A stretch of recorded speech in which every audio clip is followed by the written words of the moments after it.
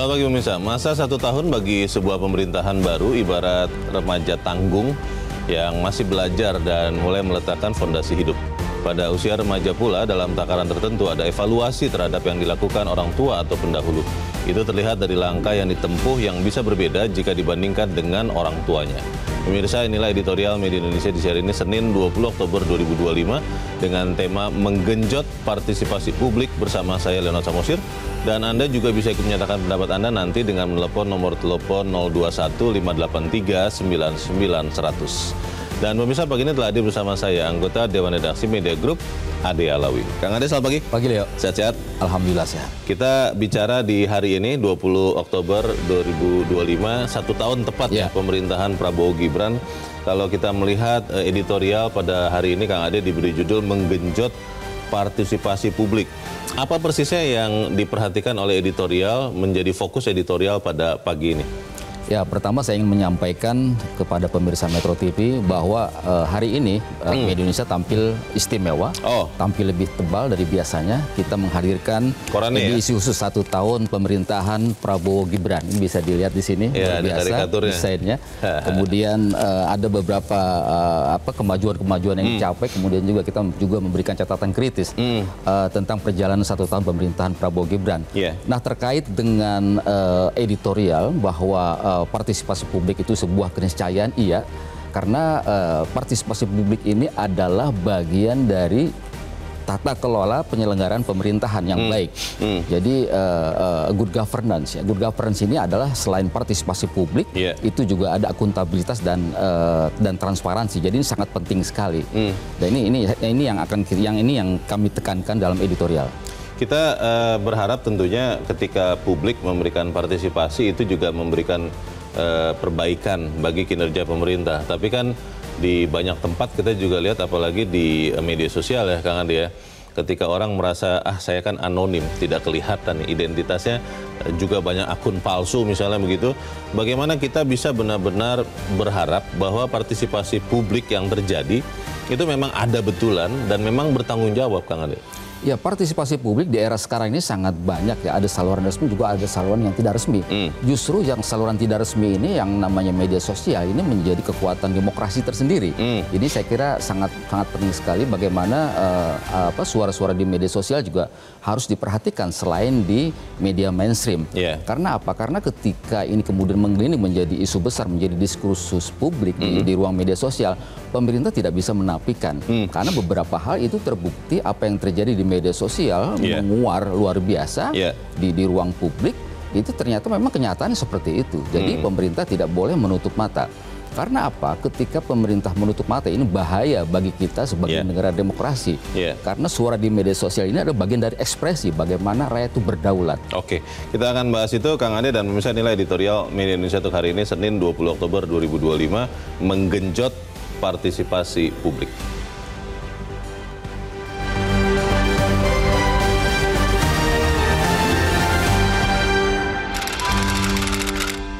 Menggenjot partisipasi publik.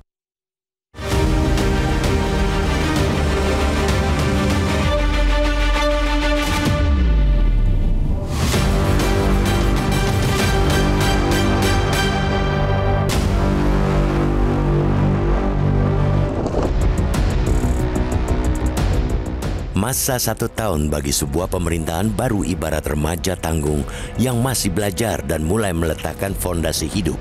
Pada usia remaja pula, dalam takaran tertentu, ada evaluasi terhadap yang dilakukan orang tua atau pendahulu. Itu terlihat dari langkah yang ditempuh yang bisa berbeda jika dibandingkan dengan orang tuanya. Di titik ini, saat ini, pemerintahan di bawah Presiden Prabowo Subianto dan Wakil Presiden Gibran Rakabuming Raka berada. Sejumlah program kebijakan yang benar-benar berbeda dari pemerintahan sebelumnya digulirkan. Program makan bergizi gratis, sekolah rakyat, koperasi merah putih, serta swasembada pangan dan energi berjalan. Itu dilakukan sembari menyelesaikan pekerjaan rumah, menuntaskan perjanjian perdagangan bebas secara bilateral maupun multilateral. Dalam 1 tahun perjalanan pemerintahan, Prabowo Gibran mendengarkan keluhan masyarakat tentang lesunya daya beli dan sulitnya mencari pekerjaan. Penaikan pajak pertambahan nilai PPN dari 11% menjadi 12% dibatalkan, kecuali untuk barang dan jasa mewah. Bahkan, Menteri Keuangan Purbaya Yudi Sadewa membuka peluang PPN diturunkan kembali tahun depan. Bukan itu saja, sejumlah paket stimulus perekonomian untuk menggairahkan belanja masyarakat digelontorkan. Terbaru, meluncur program magang nasional untuk total 100.000 lulusan baru perguruan tinggi. Presiden Prabowo juga sangat aktif dan lincah berdiplomasi hingga memuluskan berbagai kesepakatan dagang dan memperkuat posisi Indonesia di percaturan geopolitik global. Bisa dibilang, secara umum pemerintah sudah mulai bergerak di jalur yang benar dalam setahun masa kepemimpinan Prabowo Gibran. Tidak dimungkiri, banyak problem yang muncul menghadang gerak laju program-program kebijakan Prabowo Gibran. Makan bergizi gratis misalnya, sejak beroperasi pada Januari hingga Oktober berulang kali didera kasus dugaan keracunan massal siswa. Timbulnya berbagai permasalahan merupakan hal yang wajar. Pemerintah tentu melakukan perbaikan-perbaikan untuk mengatasi masalah dan mencegahnya terulang kembali. Namun, kita masih perlu mengingatkan agar pemerintahan Prabowo Gibran tidak menutup mata ataupun telinga dari tuntutan, masukan, dan evaluasi oleh publik. Kiranya pemerintah juga perlu mengajak mitranya di DPR untuk lebih mendengar aspirasi rakyat dalam melahirkan produk legislasi. Betapa tidak, dari sejak era Presiden Joko Widodo hingga setahun era Prabowo Gibran, Mahkamah Konstitusi berulang kali mengingatkan tentang partisipasi publik yang bermakna dalam pembuatan undang-undang. Undang-Undang Cipta Kerja merupakan contoh produk legislasi yang habis-habisan dipreteli oleh MK. Itu akibat minimnya partisipasi publik yang bermakna dalam penyusunannya. Padahal, pembuat undang-undang paham betul bahwa pelibatan atau partisipasi publik merupakan keniscayaan yang diamanatkan konstitusi. Bukan hanya satu pasal yang menjamin amanat itu, melainkan 3 pasal. Pasal 1 ayat 2 Undang-Undang 1945 menyebut, kedaulatan berada di tangan rakyat dan dilaksanakan menurut Undang-Undang Dasar. Pasal 27 ayat 1 Undang-Undang 1945 menjamin bahwa warga negara bersamaan kedudukannya dalam hukum dan pemerintahan. Dan ketiga, pasal 28C ayat 2 yang menyatakan setiap orang berhak memajukan diri dalam memperjuangkan haknya secara kolektif untuk membangun masyarakat, bangsa, dan negara. Salah satu prasyarat partisipasi publik yang bermakna adalah penyelenggara negara yang akomodatif merespons kritik publik. Alih-alih alergi, jadikan kritik publik sebagai vitamin dan energi. Dengan begitu, kita percaya cita-cita pemerataan kesejahteraan rakyat dan keadilan sosial akan terwujud dari rakyat, oleh rakyat, dan untuk rakyat.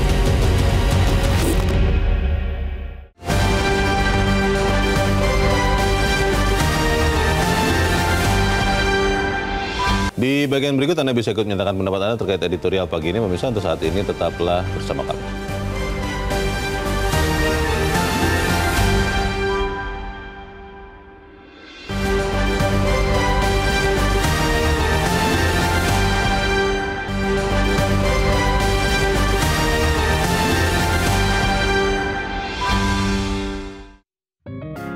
Media Indonesia mengajak Anda untuk mengakses fitur premium e-paper. Dengan sajian konten berbasis intelektual dan meneguhkan kebangsaan, Media Indonesia tampil dengan lebih dinamis melalui e-paper Media Indonesia yang dapat Anda akses kapan saja, di mana saja. Caranya mudah, download aplikasi Media Indonesia di Android atau ketik link e-paper.mediaindonesia.com atau bisa scan QR code pada layar kaca Anda. Klik tab e-paper di bagian samping layar tablet Anda. Daftarkan data diri, serta pilih paket berlangganan e-paper Media Indonesia sesuai dengan kebutuhan Anda. Nikmati juga bonus spesial tambahan 4 halaman rubrik fokus setiap hari. Semua bisa Anda dapatkan hanya di e-paper Media Indonesia. Untuk informasi lebih lanjut, hubungi customer service di nomor 0811 1201 2018 atau kunjungi media sosial @mediaindonesia. Media Indonesia, referensi bangsa. Terima kasih Anda masih bersama kami dan sekarang kita akan mendengarkan dulu ya Kang Ade pendapat dari pemirsa Metro TV. Kali ini ada dari Jambi, ada Pak Ramadan. Pak Ramadan, selamat pagi. Selamat pagi Pak Leo, Kang Abu. Assalamualaikum warahmatullahi wabarakatuh. Waalaikumsalam warahmatullahi wabarakatuh. Bagaimana Pak Ramadan, Anda melihat hari ini Pak, setahun pemerintahan Prabowo Gibran, Anda sebagai anggota masyarakat sudah merasa ikut diminta partisipasinya atau seperti apa? Silakan Pak Ramadan. Kalau partisipasinya tempatnya tidak ada Pak Leo. Oh. Kami menempatkan partisipasi kami itu kepada DPR yang sudah kami pilih dan DPD.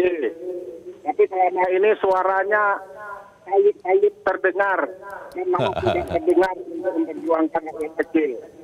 Mohon Metro menyediakan wadah partisipasi rakyat itu di mana tempatnya. Hari ini saya mengatakan DPR bukan wadahnya lagi. Maka DPR buka lagi wadahnya itu supaya rakyat ini didengar suaranya agar pembangunan merata. Kami menikmati pembangunan Pak Prabowo. Salah satu yang menonjol hari ini statement Menteri Keuangan yang dicintai oleh rakyat banyak di media sosial. Maka itu mari kita bela Menteri Keuangan yang baru ini. Yeah. Itulah wajah yang nampak oleh kami di ujung Jakarta ini, di Jambi khususnya, untuk melampiaskan apa yang kami miliki, yang kami rasakan di daerah. Mudah-mudahan Metro hari ini membuka wadah-wadah itu untuk menerima partisipasi masyarakat agar negara ini lebih baik ke depan. Terima kasih Pak Leo. Assalamualaikum warahmatullahi wabarakatuh. Waalaikumsalam warahmatullahi wabarakatuh. Terima kasih Pak Ramadan dari Jambi untuk pendapat Anda. Selamat pagi Pak. Khusus Pak Ramadan, Kang Ade memintakan kita memberikan wadah katanya untuk kemudian partisipasi publik itu diwujudkan. Tadi sempat tersebut juga oleh Pak Ramadan, Menteri Keuangan yang baru katanya, Pak Purbaya, untuk kemudian bisa juga menjadi wajah pemerintah yang mendengarkan aspirasi publik. Bagaimana? Ya, saluran publik itu harus dibuka ya, seperti di Metro TV ini, di editorial ini ada penelpon dari pemirsa. Ini bagian dari komitmen Metro TV ya, bagaimana membuka ruang partisipasi publik.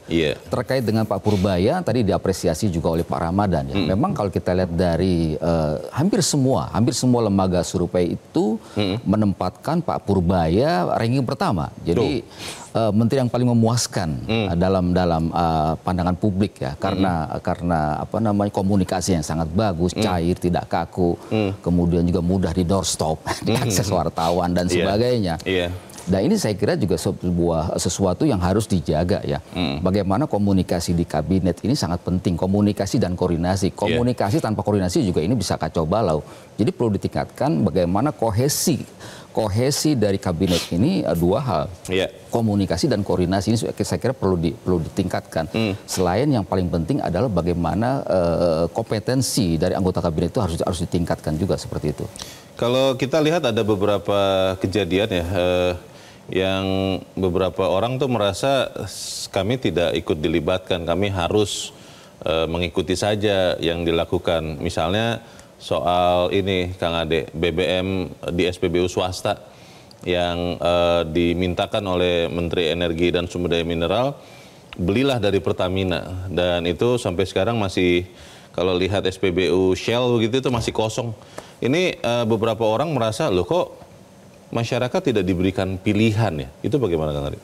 Ya, dalam ekonomi yang demokratis ya, demokrasi ekonomi ini adalah semua pelaku ekonomi, baik itu asing ataupun dalam negeri, ini diberikan peran yang sama, diberikan ruang yang sama. Inilah yang penting dari demokrasi ini, ada kesamaan ya. Kesamaan di depan hukum, termasuk juga dalam hal berusaha. Nah, ini sangat penting bagaimana pemerintah ini tidak melakukan sebuah kebijakan yang katakanlah memberikan kesenjangan, ya, memberikan perlakuan yang berbeda. Apalagi Shell ini kan investasi asing ya. Jadi perlu saya kira bagaimana investasi asing juga diberikan ruang, melakukan aktivitas ekonomi yang sama ya. Jadi tidak boleh ada dominasi di situ, apalagi ada monopoli. Ini saya kira kita punya undang-undang persaingan sehat ya, undang-undang KPPU ya. Ini saya kira harus jalan. Jadi pemerintah tidak boleh ada perlakuan yang berbeda terhadap entitas pelaku usaha ya, dari berbagai dari manapun mereka berasal. Ini sangat penting. Ini juga penting terkait dengan kepastian hukum. Kepastian hukum ini kan memberikan indikasi adanya perlakuan yang sama di depan hukum seperti itu. Kalau kita ingat di akhir Agustus yang lalu, Kang Ade, akhirnya sebagian dari publik, sebagian dari masyarakat berpartisipasi tapi turunnya ke jalan. Kita ingat itu dan sejak itulah kemudian kita melihat wakil-wakil kita DPR itu makin membuka diri. Ketika ada demo dimanapun, mereka biasanya akan buka pintu dan boleh kemudian langsung menyampaikan aspirasinya kepada DPR. Pertanyaannya, apakah ini sudah menjadi sesuatu yang menjadi gaya hidup wakil-wakil kita di DPR, benar-benar kemudian mereka membuka diri, mau mendengar, dan kemudian setelah itu juga mau melakukan perubahan? Karena jangan-jangan hanya didengar doang, tapi tidak diapa-apakan. Atau ini jangan-jangan hanya saat ini, saat kita masih, sebagian dari kita masih merasa resah? Ya, aksi demonstrasi di jalanan, aksi turun ke jalan adalah merupakan pilihan terakhir ya, karena mereka merasa, rakyat merasa apa yang mereka sampaikan di media sosial, kemudian juga di media mainstream, ini tidak digubris. Ketika rakyat menginginkan A, kemudian pemerintah kebijakannya adalah B. Nah, ini kan tentu saja ada kesenjangan. Mengapa akal sehat publik ini kemudian tidak menyatu, tidak terkoneksi dengan kebijakan-kebijakan pemerintah? Padahal sudah ada wakilnya loh, di Senayan itu kan ada wakil kita tuh. Nah itulah, apalagi kalau kita lihat dari sejumlah anggota DPR misalnya, mereka sepertinya hidup asik sendiri. Mereka flexing, mereka bagaimana gaya hidup mewah dan sebagainya. Ini kan sangat menyakiti rakyat di tengah situasi yang sekarang ini sangat sulit bagi rakyat. Bagaimana ke depan partisipasi publik itu bisa dilakukan, kita bahas di bagian berikut. Kang Ade, pemirsa tetap bersama kami, Editorial Media Indonesia segera kembali.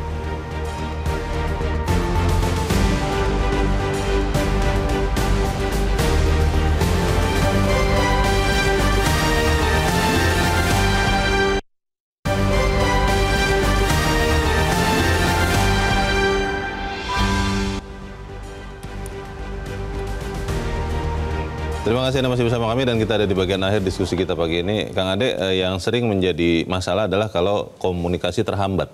Bagaimana kemudian kita bisa memastikan kita sebagai publik, sebagai masyarakat bisa terus menyampaikan aspirasi kita kepada pemerintah, tentunya lewat wakil-wakil kita yang benar-benar bekerja memang untuk kita, bukan untuk hal-hal lain. Bagaimana?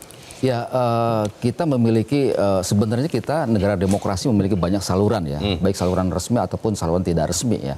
Nah, saluran resmi ini harus bekerja dengan baik ya, mulai dari DPRD sampai DPR pusat. Mereka jangan asik sendiri, mereka harus terbuka. Nah, yang paling penting tidak hanya mereka menerimanya, tetapi mereka juga harus betul-betul efektif. Ketika tunjangan reses mereka, ketika tunjangan kinerja mereka ditingkatkan, mereka harus membuktikan bagaimana menyerap aspirasi ke daerah. Datanglah mereka ke kampus-kampus, mereka berdialog dengan komunitas kritis seperti mahasiswa. Ini kan penting sekali, bagaimana ini bagian dari mitigasi juga, agar suara-suara kampus yang kritis ini tidak kemudian tersumbat sehingga mengakibatkan ledakan-ledakan di jalan. Nah, ini penting pemerintah, kemudian DPR, ini sering-sering juga turun-turun ke kampus seperti itu. Bagaimana kita berharap rakyat tetap mau menyuarakan suaranya juga lewat saluran-saluran media massa mainstream seperti kita ini, Kang Ade, karena ada orang-orang yang mengatakan, wah, ini kalau kita tidak viralkan, tidak diperhatikan, no viral, no justice katanya. Itu kan padahal harusnya tidak begitu. Bagaimana? Ya, keberadaan dari media mainstream ini kan clearing house ya, sebagai rumah penjernih dari informasi-informasi yang beredar di masyarakat. Simpang siur ya? Nah, media mainstream ini kan bekerja berdasarkan prinsip jurnalistik. Ada cover both side, ada check and recheck di situ dan sebagainya. Ada nilai-nilai berita, bagaimana kita hadirkan di situ. Tidak sembarang informasi kita sampaikan, tapi ada prinsip-prinsip jurnalistik yang kita jaga sehingga informasi ini disampaikan kepada rakyat ini, kepada publik, ada informasi yang valid, informasi yang berdasarkan rumor dan sebagainya. Inilah semua saluran harus kita jaga, dan pemerintah ini jangan tipis kuping, jangan sensitif, jangan melakukan intervensi ke ruang-ruang redaksi, jangan melakukan intervensi ke kampus-kampus dan sebagainya. Ini kan kejadian juga kemarin pasca demo Agustus besar-besaran, ini kan ada aparat keamanan datang ke kampus-kampus. Bagaimana dengan pejabat pemerintah yang mungkin niatnya baik ya, katanya mau menghemat, seperti KDM itu kan selalu mengatakan anggaran saya sekarang menggunakan sosial media pribadi saya lebih murah daripada kalau saya menggunakan saluran-saluran media massa mainstream. Pejabat-pejabat seperti ini bagaimana Kang Ade? Ya, yang paling penting ketika pejabat menggunakan saluran komunikasi, baik itu resmi ataupun tidak resmi seperti media sosial, ukurannya adalah bagaimana mereka bisa efektif. Informasi yang mereka sampaikan itu efektif dan mudah dicerna oleh masyarakat. Dan yang paling penting bagaimana ketika disampaikan kepada masyarakat, langkah-langkahnya, kemudian juga apa yang mereka sampaikan betul-betul dijalankan untuk kebaikan bersama, untuk kesejahteraan rakyat pada akhirnya. Itu yang dihitung oleh masyarakat. Baik, kita harap kita bisa terus berpartisipasi dan juga diterima partisipasinya oleh pemerintah. Kang Ade Alawi, terima kasih sudah hadir tempat ini. Selamat pagi, Kang. Pagi. Pemirsa, salah satu prasyarat partisipasi publik yang bermakna adalah penyelenggara negara yang akomodatif merespons kritik. Alih-alih alergi, jadikan kritik masyarakat sebagai vitamin dan energi. Dengan begitu kita percaya cita-cita pemerataan kesejahteraan rakyat dan keadilan sosial akan terwujud dari rakyat, oleh rakyat, dan untuk rakyat. Saya Leonard Samosir berterima kasih Anda sudah menyimak editorial Media Indonesia pagi ini. Terus jaga kesehatan Anda, terus jaga nurani Anda. Selamat pagi, sampai jumpa.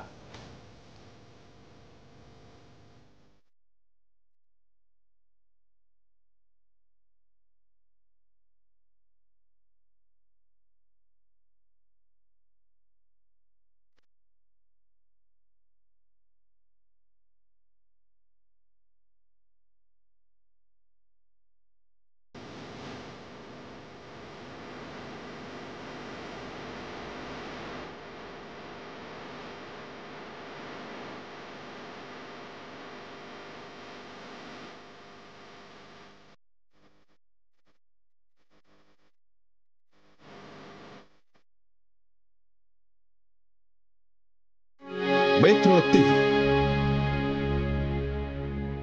Jelajahi cara baru mendapatkan informasi. Download Metro TV Extend sekarang.